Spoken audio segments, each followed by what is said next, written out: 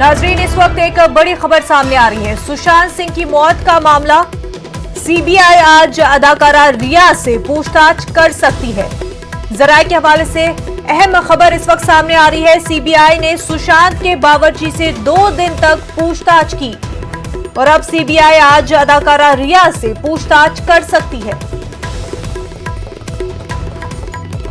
CBI लगातार इस पूरे मामले में तेजी से पूछताछ कर रही है, तहकीकात जारी है और अब जो अहम खबर सामने आ रही है, सीबीआई आज अदाकारा रिया से पूछताछ कर सकती है। आपको बता दें, सीबीआई ने सुशांत के बावर्ची से 2 दिन तक पूछताछ की।